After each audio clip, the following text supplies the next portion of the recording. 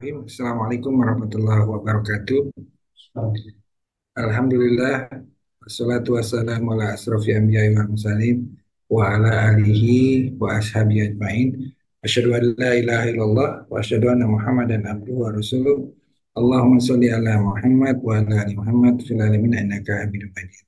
Rabbi sori wa yassir amri wa hlul 'uqdatam min lisani yafqahu qawli amma ba'd.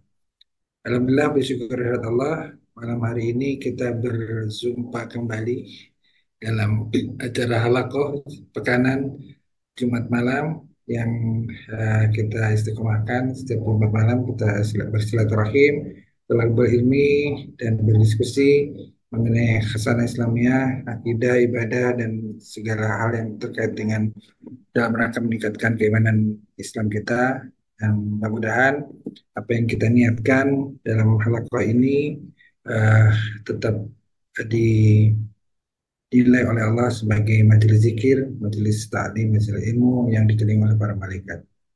Salam salawat semoga tetap tercurah untuk junjungan kita Nabi besar Muhammad Shallallahu Alaihi Wasallam, para sahabatnya, tabi'in, serta umat Islam yang berjuang agamanya, dan insya Allah semoga kita termasuk dalamnya. Amin amin ya rabbal alamin. Ivan, rahmatullah, sambil menunggu teman-teman yang lain bergabung dan juga para teman-teman yang menyimak melalui Facebook Dompet Duafa Hongkong. eh, Alhamdulillah malam hari ini kita akan melanjutkan kajian kita pekan lalu. Pekan lalu kita mengkaji mengenai eh, kelompok Khawarij, eh, sebab terjadinya, dan hari ini kita akan lanjutkan kembali lebih dalam lagi. Ternyata saya baru tahu ini ada perpecahan juga di internal Khawarij ini. Dan ini akan kita bahas malam hari ini bersama eh, Ustadz kita, Ustadz Husnul Mutakin, dan mudah-mudahan bisa menambah ilmu kita, menambah wawasan kita, dan semakin menguatkan keimanan dan ketakwaan kita. Sebelum kita mulai, mari kita buka bersama-sama dengan membaca basmalah. Bismillahirrahmanirrahim. Baik, Ustaz, Fadal, kita mulai saja bahasanya.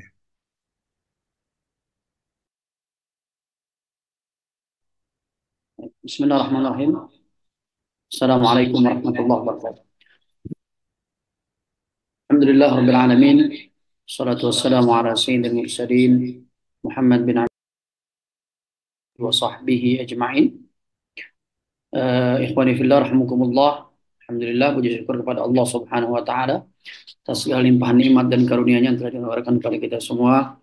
Sehingga alhamdulillah pada kesempatan yang mulia ini kita semua bisa bergabung kembali di halaqah pekanan kita. Kemudian salawat dan salam untuk Rasulullah Muhammad SAW, keluarga beliau, para sahabat, atba'ut tabi'in, para ulama, serta orang-orang yang menegakkan sunnah Rasulullah SAW.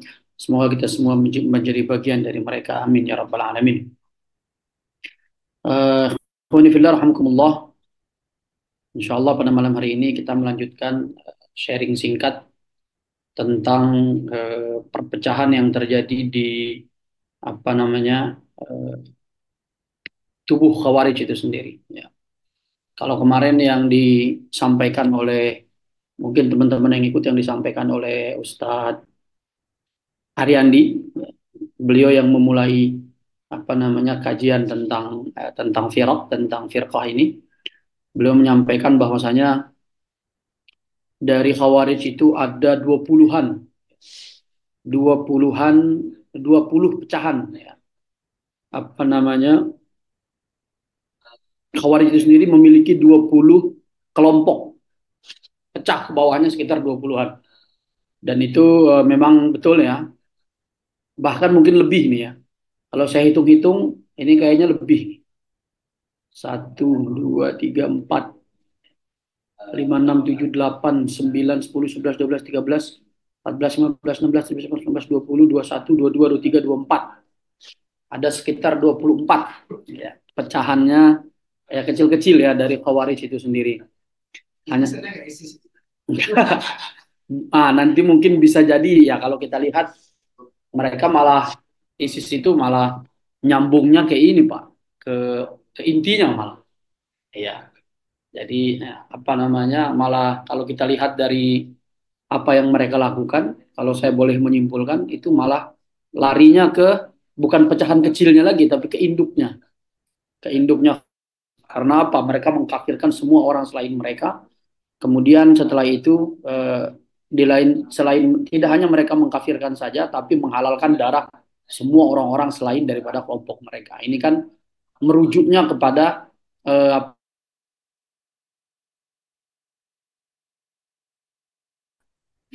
itu ISIS. Nah, ternyata semakin ke sini kita tahu ternyata ISIS itu adalah bentukannya CIA dari dokumen-dokumen yang leak ya, yang apa namanya bocor.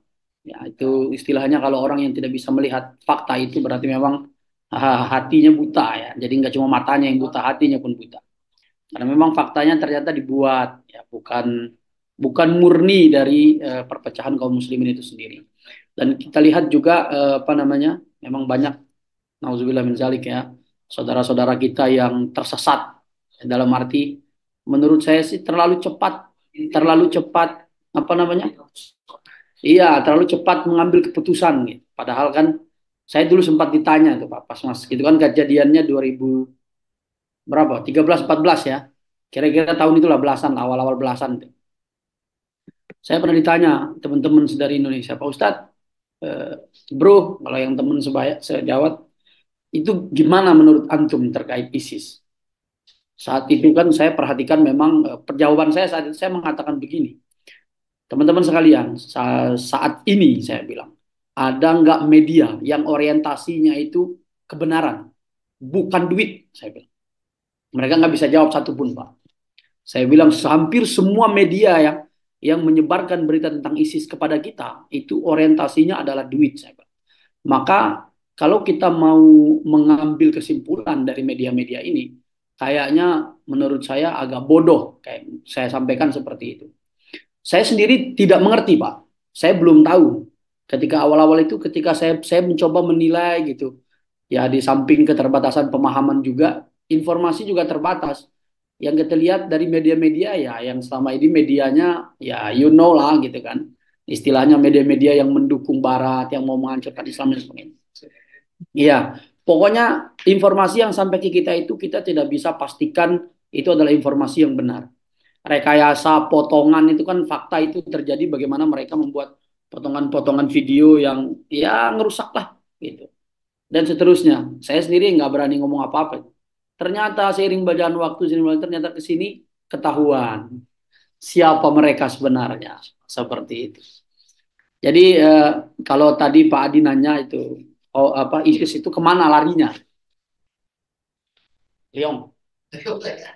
Kalau Pak Adi nanya ISIS itu larinya kemana? Saya bilang ke puncaknya, ke puncaknya Khawarij. Ya, kalau kita lihat dari cara, ternyata memang ya, memang dibuat untuk menghancurkan Islam dan memang saat itu, la haula wala quwwata illa billah.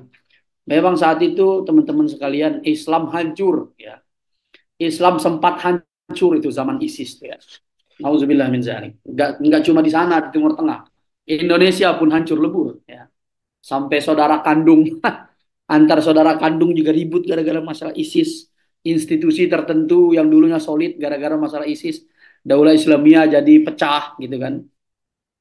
Ternyata yang buatnya itu pinter juga gitu, teliti juga. Jadi mereka apa namanya, apa namanya mengangkat dari salah satu redaksi hadis yang mengatakan bahwasanya Islam itu akan bangkit panjinya la ilaha illallah kan hitam tuh ya. Seperti itu. Kemudian dari daerah mana gitu kan. Jadi dicocok logikan gitu, disambung-sambungin gitu kan. Nah, iya. Tem nyambung apa? Jadi dicocok logikan seperti itu ya, kaum muslimin yang tidak berhati-hati nauzubillah ya apa tertipu. Dulu juga banyak ya mungkin apa namanya bapak-bapak sekalian tahu lah, banyak banget orang Indonesia yang nyemplung ke sana gitu ya. Dan itu nggak sedikit gitu ya. Fakta kita tahu kemudian apa namanya menyebar gitu kan apa pemikiran mereka. Pokoknya negara Islam kacau lah gara-gara ISIS tuh. Ya. Gara-gara ISIS itu benar-benar kacau. Baik, kita kembali kepada masalah pokok masalah ya pembahasan. Nah, Khawarij sendiri, teman-teman sekalian, itu apa namanya? sebenarnya secara umum di bawahnya dia itu cuma ada satu pecahan, Pak. Di bawahnya dia itu yang paling masyhur itu disebut dengan Ibadiyah. Jadi ada satu di bawah dia namanya Ibadiyah. Dari Ibadiyah itulah pecah sampai 20-an kira-kira. Sampai 20-an pecahan itu ya. Kecil-kecil banyak sekali. Nah, itu penamaannya kadang bukan cuma karena pecahnya bukan karena pemikiran, tapi karena ngikut kelompok, kalau ngikut orang. Misalkan di Ibadiyah ada 10 pentolan, setiap pentolan punya jamaah masing-masing. Dari setiap pentolan kemudian mereka membuat nama sekte sendiri. Terus jadi 10 pecah, 10 bawahnya lagi pecah lagi dan seterusnya. Jadi pecahannya sebenarnya bukan pecahan yang penting, tapi akhirnya meskipun demikian pecahan itu memang ternyata memberikan warna juga pada banyaknya ya. Mungkin ini sadaqallahu sadaqallahul azim wa sadaqa rasuluhun nabiyul karim ya. Bahwasanya Rasulullah SAW bersabda, ya umat itu akan terpecah ya, 73 golongan ya. Inilah dari Khawarij aja ada 24 kira-kira. Ini yang dikutip, yang saya ini ya, yang saya kumpulkan dari berbagai sumber, itu ada sekitar 24 ya. Ini saya sendiri nggak cukup waktunya untuk baca satu persatu, Pak. Apa bedanya antara yang satu dengan yang lain? Itu banyak sekali. Tokoh, mayoritas karena tokoh, Pak. Bukan karena konsep secara detail berbeda gitu, enggak. Jadi mayoritas memang karena tokoh. Ya. Kadang tokoh satu dengan yang lain berbedanya bukan karena konsep akidah, bukan karena konsep apa, tapi karena ya nggak mau bersatu aja sama dia. Gitu. Akhirnya dia pisah, dapat grup sendiri, nyebut namanya sendiri. Rata-rata tuh. Kayak An-Nakar, Al-Hafsiyah, Al-Yazidiyah, itu kan nama orang semua. Dan seterusnya. Al-Maimuniyah, dan seterusnya. Banyak ya, ada 24 ini yang saya hitung ya. Masya Allah. Antar mereka saling mengkafirkan satu sama lain. Antar mereka saling mengkafirkan satu sama lain. Tapi yang paling besar itu namanya Ibadiyah. Nah, Ibadiyah ini yang dikatakan oleh para ulama sampai sekarang tuh masih ada. Dan mereka itu rata-rata lokasinya berada di Oman, Yordan, Jazair, kemudian ada di satu lagi di Afrika, saya lupa namanya, Zanzibar. Zanzibar tuh Afrika apa Eropa ya? Amerika, saya lupa. Zanzibar tuh daerah mana gitu? Ya, pokoknya terakhir di abad 19 itu mereka masih ada di beberapa negara itu. Nah, itu Alibadiyah ya. Jadi Alibadiyah ini ya lebih sesat daripada Khawarij atasnya, Pak. Politik mereka itu sebenarnya. Ya politik juga ya, banyak juga sih dari politik. Ya kan Khawarij itu kan muncul dari kekecewaan politik sebenarnya, masalah politiknya. Dan mereka sampai ujung itu masalah politik tetap melekat sama mereka. Terutama mereka menganggap bahwasanya apa namanya Ali radhiyallahu taala anhu, kemudian siapa namanya Muawiyah bin Abi Sufyan. Jadi dulunya awal-awalnya itu kan mereka menganggap mereka bersama Ali. Keluar dari mereka bersama Ali tidak setuju dengan Muawiyah. Keluar dari Ali dua-duanya dihantam maksudnya. Nah, gitu. Jadi dulunya nggak setuju sama Muawiyah, keluar dari Ali dua-duanya nggak setuju. Ya. Sehingga mereka mengatakan mereka itu bukanlah orang-orang yang istilahnya berhak mendapat kepemimpinan. Bahkan Khawarij secara umum itu Khawarij secara umum itu mereka meyakini bahwasanya dua khalifah pertama itu sah. Umar bin Abu Bakar radhiyallahu taala anhu sama Umar bin Khattab radhiyallahu taala anhu. Cuma ke belakang dua khalifah di belakang, nah itu mereka menganggap tidak sah seperti itu. Mereka menganggap mayoritas menganggap tidak legitimit lah kekhalifahan kedua orang ini seperti itu. Nah itu kalau saya sebutkan ya, yang apa namanya firqahnya Khawarij itu sendiri, satu Al-Muhakkimah. Nah ini Al-Muhakkimah ini dia sama dengan Khawarij utama, bisa dibilang nama satu nama, ini satu nama satu firqah, cuma beda nama aja. Karena pendirinya apa namanya pentolannya Muhakkimah ini namanya Abdullah bin Wahab Ar-Rasibi, ya. Pimpinannya Al-Muhakkimah yang memimpin perang melawan Ali di Nahrawan.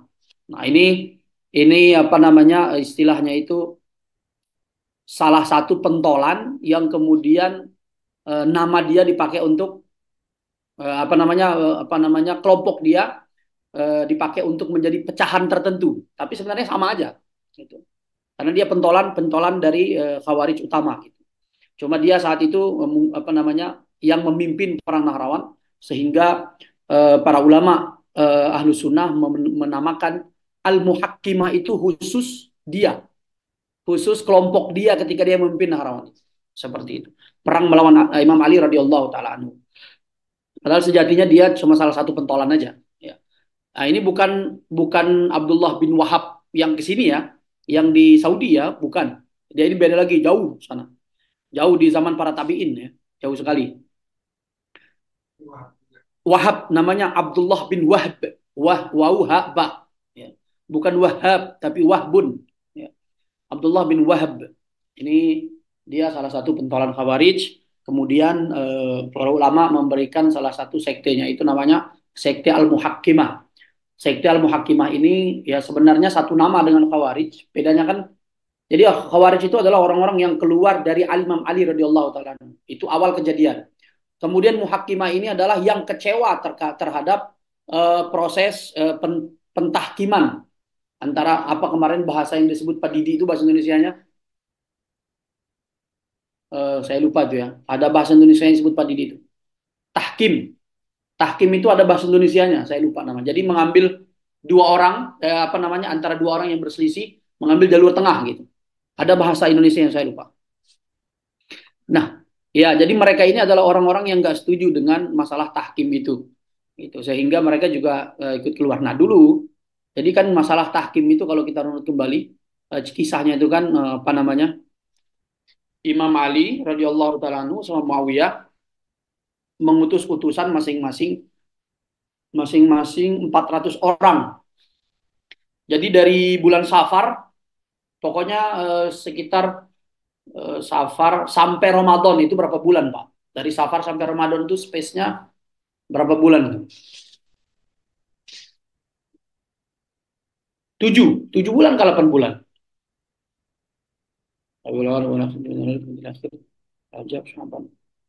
8 bulan lah kira-kira. Kira-kira jarak dari pertama kali dari awal apa namanya, dari awal mereka sepakat untuk menjadi apa namanya, mengambil tahkim ya, atau apa namanya, mendamaikan antara dua belah pihak itu, atau yang kita dengar dengan tahkim itu, mereka memberi jarak kayak semacam gencatan senjata antara Imam Ali radhiyallahu taala anhu dan sahabat Nabi Muawiyah bin Abi Sufyan itu, apa namanya, jaraknya 8 bulan. Jadi selama 8 bulan itu mereka berunding sampai masuk pada bulan Ramadan di tahun yang sama.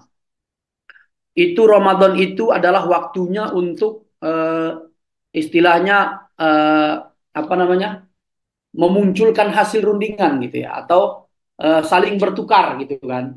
Jadi akhirnya ketemu. Nah, mereka sepakat untuk tidak mempertemukan Imam Ali dan Imam Muawiyah, tetapi mengutus utusan gitu. Nah, Imam Ali radhiyallahu taala kalau nggak salah mengutus Ibnu Abbas.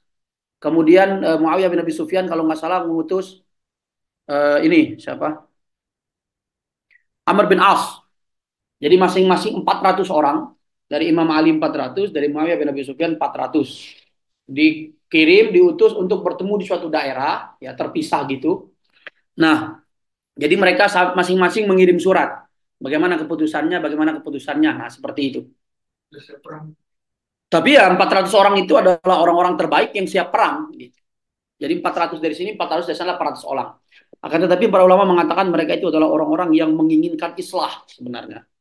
Menginginkan perbaikan antara kaum muslimin. Karena istilahnya kalau itu terjadi, ya banyak kaum muslimin yang mati sia-sia. Jadi sehingga mereka merelakan diri untuk ikut ya dalam utusan tersebut untuk mendamaikan kedua belah pihak. Intinya mereka sepakat bahwasanya dua-duanya diturunkan. Artinya dua-duanya tidak dinobatkan sebagai khalifah. Seperti itu. Muawiyah dan Ali bin Abi Thalib ya. Pokoknya ya banyak dilema juga itu di masalah tahkim. Nah, Khawarij ini, nah ini si siapa Al-Muhakkimah ini nggak setuju gitu. Jadi tahkimnya itu kan mereka pihak tengahnya itu yang dimaksud adalah qaulullah wa qaulur rasul gitu ya. Jadi kan yang dimaksud muhakimah itu kan di situ bukan bukan orang-orang ketiga orang, Pak. Tapi maksudnya at-tahkim itu adalah mendamaikan antara kedua orang ini dengan firman Allah dan sabda Rasulullah.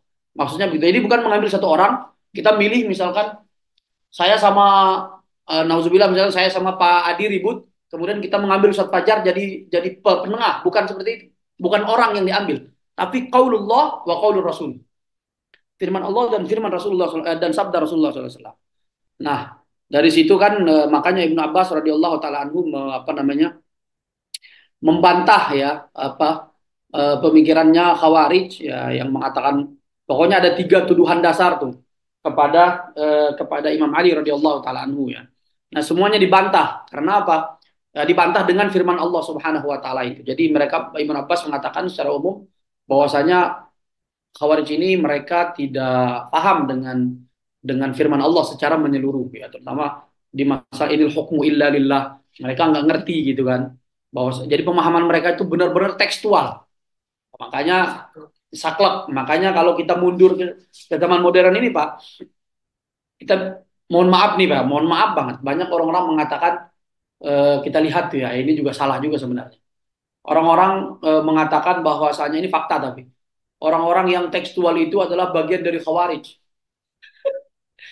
Fakta memang banyak orang-orang yang ya Allah alam ya apakah mereka nggak paham atau gimana. Pokoknya saling hujat lah. Ya karena itu tadi salah satunya adalah gara-gara ini, gara-gara Khawarij awal itu mereka memahami ayat itu terlalu tekstual. Jadi mereka nggak memperhatikan ayat-ayat lain yang mendukung masalah tersebut gitu, yang membantah salahnya pemahaman mereka gitu ya. Nah nih seperti itu. Jadi ya kurang lebih begitu. Taib. Teman-teman sekalian dimuliakan oleh Allah Subhanahu wa taala, kemudian ini yang itu muhakkimah ya, kemudian ada al-azariqah. Nah, azariqah ini juga salah satu nama pimpinan ya. Jadi istilahnya pecahan yang apa namanya? Karena pentolan, jadi beda pentolan gitu ya. Satu pentolan, pentolan, pentolan, tadi pecah-pecah-pecah gitu. Kemudian ada, nah ini Ibadiyah yang paling gede ya. Bahkan dikatakan sampai sekarang masih ada ya. Teman-teman sekalian dimuliakan oleh Allah Subhanahu wa taala. Ini kemudian ada lagi Ibadiyah juga terpecah ya. Jadi berapa ini? 1, 2, 3, 4, 5, 6, 7, 8, 9, 10 ya. Ada 10 pecahan Ibadiyah. Al-Hussiyah, Al-Yazidiyah, Al-Harithiyah, Ashabu ta'ati la yuradu biha Allah, An-Nakkar, An-Nafathiyah, Al-Khalfiyah, Al-Husainiyah, apa ini? As-Sakkakiyah, Al-Mujaridah. Mujaridah juga terpecah lagi jadi berapa? Jadi 8 ya. Al-Firqatul Ula min Al-Maimuniyah, Al-Khalfiyah, Al-Hamziyah. Apa ini? Ibadiyah ya. Ya. Bukan, pecahan Ibadiyah ya. Asy-Syambiyah, Al-Khazimiyah, Al-Ma'lumiyah, Al-Majhuliyah. La haula wala quwwata illa billah. Ya, ada yang nama tokoh, ada yang katanya mayoritas nama tokoh. Kemudian As-Sa'alibah terpecah lagi jadi 4, jadi 5. Al-Akhnasiyah, Al-Ma'badiyah, Al-Syihbaniyah, Al-Rashidiyah, Al-Mashriyah, la haula, banyaklah pokoknya. Al-Bahsiyah dan seterusnya. Ada 24, Pak. Ya. Kalau kemarin yang di saya sebagai ini ya mereka mendeklarasikan diri. Mayoritas mendeklarasikan diri, kemudian sebagian juga ada yang memang disematkan oleh para ulama ahli firaq. Disematkan karena mereka keluar kemudian ikut gabung sama pentolan yang ini. Dan mereka tidak mau bergabung dengan pentolan yang lain. Dan mereka saling mengkafirkan satu sama lain. Sehingga mau tidak mau itu kan menjadi pecahan otomatis. Secara otomatis itu jadi pecahan sendiri. Nah, sehingga para ulama menyematkan seperti itu. Ya. Kemudian banyaklah pokoknya ya. Ada 20, saya sendiri cuma sempat baca 3 tadi. Yang paling mencolok ya. Nah, sekarang yang menarik itu. Yang menarik dan ini cukup panas pembahasannya. Bagaimana respon para ulama terhadap Khawarij ini? Apakah kita mengkafirkan mereka?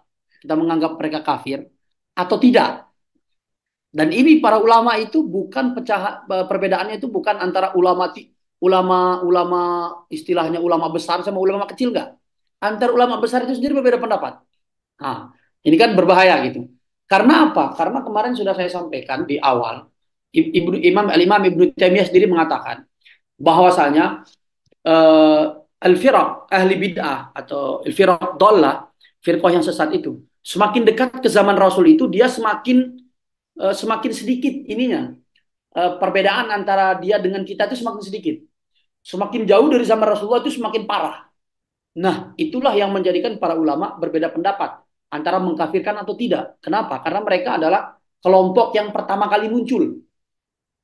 Yang paling dekat dengan zaman Rasulullah, mereka adalah kelompok sesat yang pertama kali muncul. Iya, bahkan masih zaman para sahabat kan. Artinya campur antara sahabat sama tabi'in gitu kan. Nah, itu kalau ininya Pak, Khawarijnya itu sendiri bukan sahabat. Yang jelas ya, yang jelas mereka bukan sahabat Nabi. Karena impossible sahabat Nabi sampai kesesatan seperti itu nggak mungkin. Itu impossible.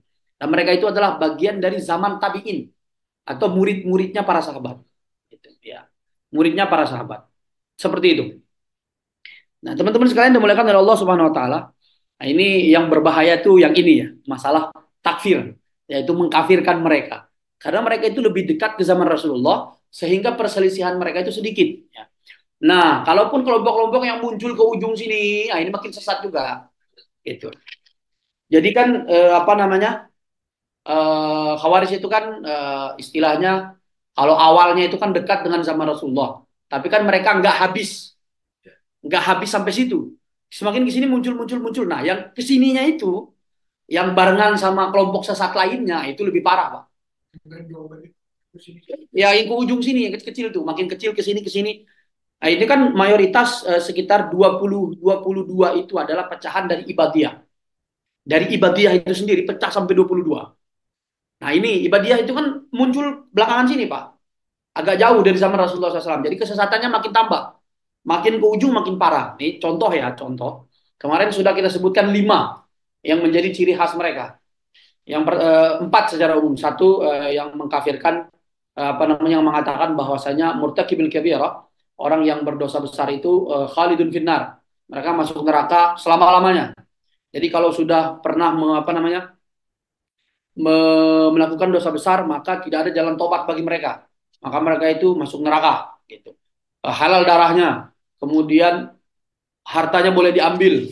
Mereka harus dibunuh, dituntaskan sampai habis. Kira-kira begitulah. Kemudian mereka mengatakan bahwa iman sama Islam itu tidak ada bedanya. Kemudian iman itu dia tidak naik, tidak turun, tapi tap gitu. Sekali sholat ya udah imannya stabil. Sekali berdosa hilangnya imannya habis.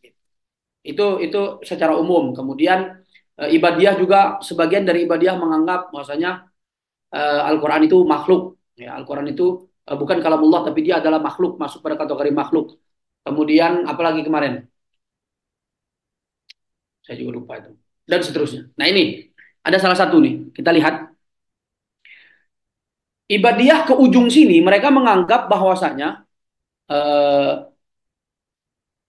rojam itu, tahu rajam Pak? Rajam tahu? Jadi orang yang berzina, yang sudah menikah itu kan dirajam. Ya kan kalau terbukti berzina. Nah mereka mengingkari rajam. Jadi menurut mereka rajam itu tidak tercantum, tidak ada dalam Al-Quran. Itu satu. Kemudian mereka juga mengatakan bahwasanya tadi surah, oh itu bukan Ibadiyah, Al-Maimuniyah ya. Al-Maimuniyah mengatakan bahwasanya surah Yusuf itu bukan bagian dari Al-Quran. Kemudian mereka juga Al-Maimuniyah mengatakan bahwasanya boleh antara saudara dan saudari, laki-laki dan perempuan, saudara kandung menikah. Kemudian paman sama keponakan boleh menikah. Lah ya itu sudah parah. Kemudian Al-Bid'iyah misalkan. Ada kelompok lagi satu namanya Al-Bid'iyah.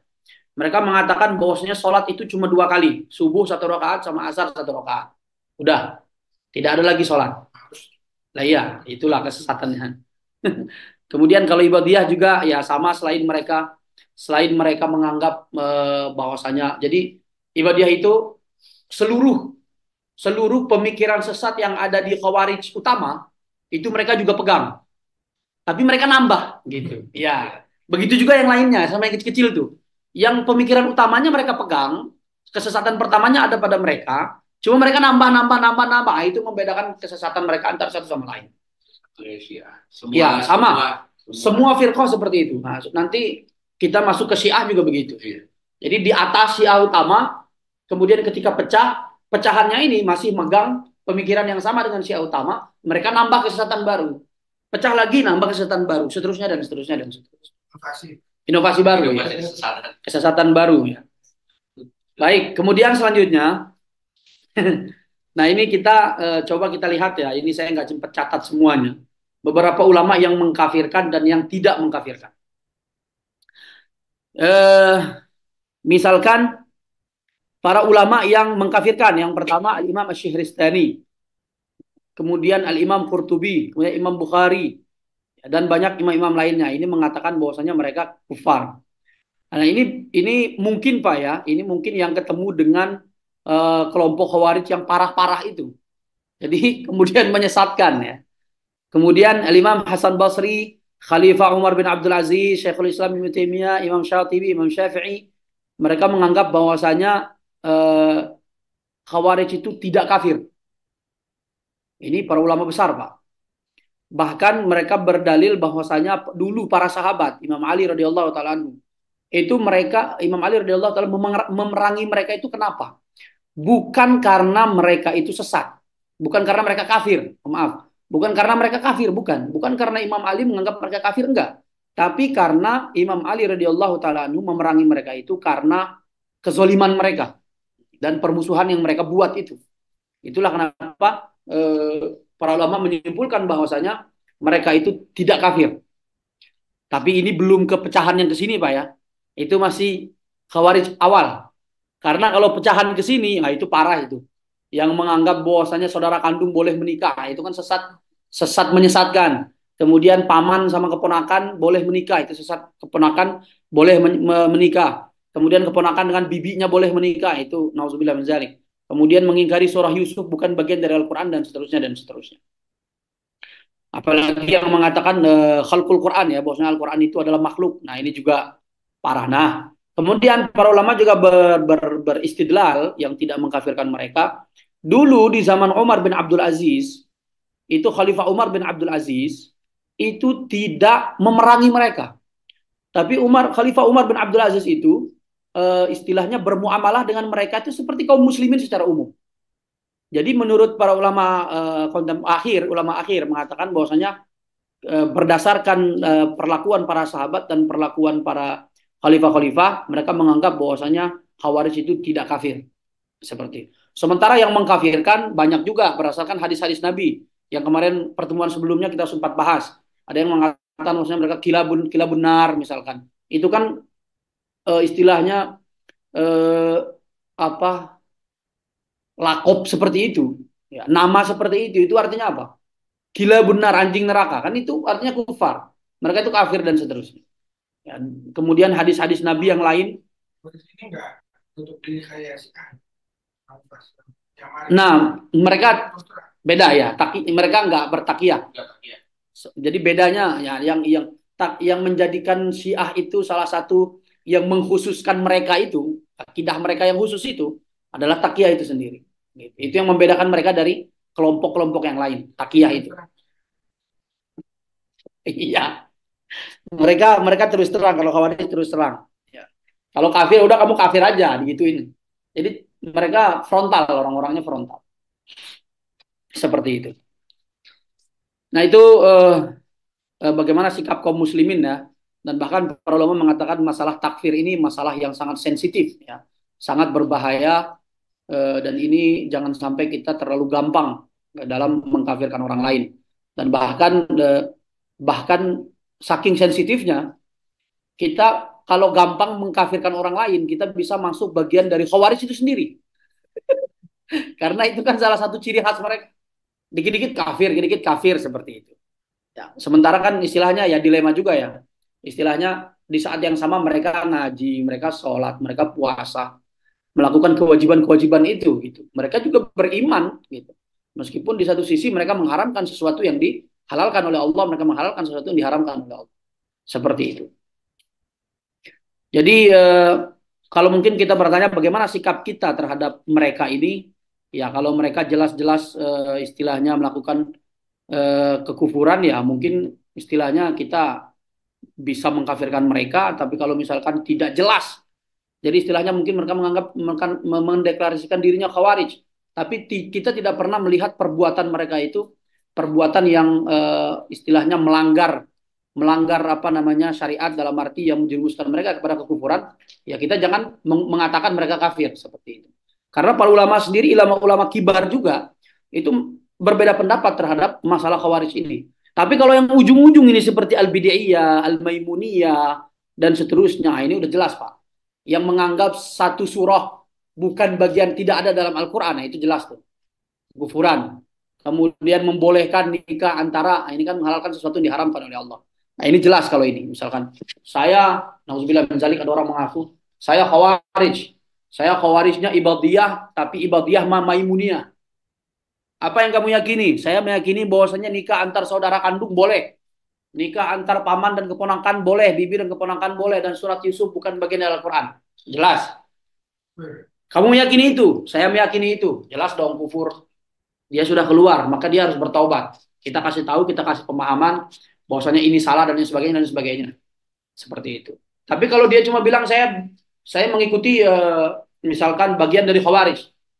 Udah gitu doang. Ditanya apa yang kamu yakini, dia nggak ngomong apa-apa. Kita mau ngomong apa coba? Iya kan? Seperti itu.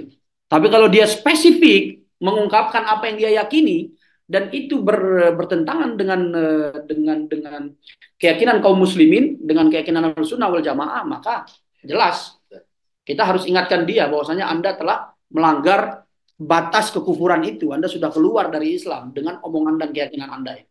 Seperti itu. Wallahu taala alam bisawab. Mungkin demikian Bapak-bapak sekalian dimuliakan Allah Subhanahu wa taala.